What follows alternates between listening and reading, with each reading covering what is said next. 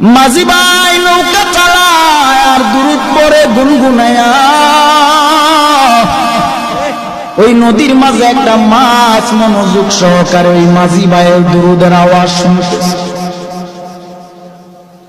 হঠাৎ এক জেলে এসে ওই মাছটাকে মেরে নিয়ে গেল। নিয়ে যাওয়ার পর বাজারে নিল, বাজারে নেওয়ার পরে বিক্রি করে। মাছটা মনোযোগ সহকারে নবীর দুরূদ শুনতেছে, আর ওই দিক দিয়া জেলে ভাই মাছটাকে ধরে নিয়ে গেলেন বাজারে বিক্রি করে। হঠাৎ করে আবু বকর বাজারের দিকে গেলেন, বাজারে যাইয়া মাছটা ক্রয় করলেন। নবীজিকে রাহমাতুল লিল আলামিনকে দাওয়াত করেছে আবু বকরের বাড়িতে নবী খেতে আসবে। সুবহানাল্লাহ। আবু বকরের বাড়িতে আমার নবী খেতে আসবেন। মাছটা কিনে বাড়ি নিয়ে বিবির কাছে বললেন, বিবি তুমি মাছটা সুন্দর করে রান্না করে তৈরি করে নাও, রাহমাতুল লিল আলামিন আজকে আমার বাড়িতে খেতে আসবে।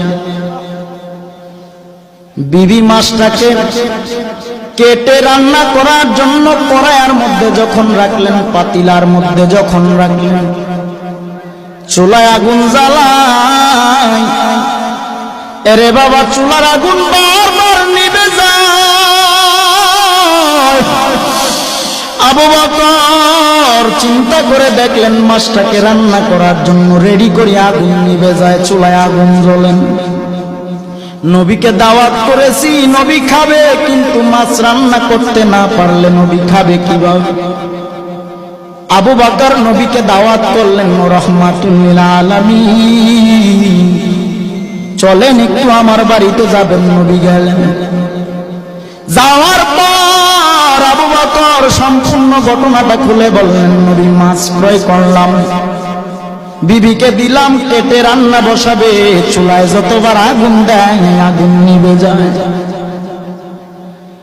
আল্লাহর নবী রাহমাতুল লিল আলামিন ডেকে বলেন, ও আবু বকর, দুনিয়ার আগুন কেন জাহান্নামের আগুন মাছটাকে পোড়াতে পারবে না?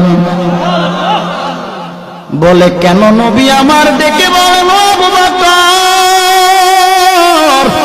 মাঝি নদীর মধ্যে আমি নবী প্রেমে পাগল হয়ে দুরূদ শরীফ এই মাছটা মনোযোগ দিয়ে আমি নবী দুরূদের আওয়াজ শুনে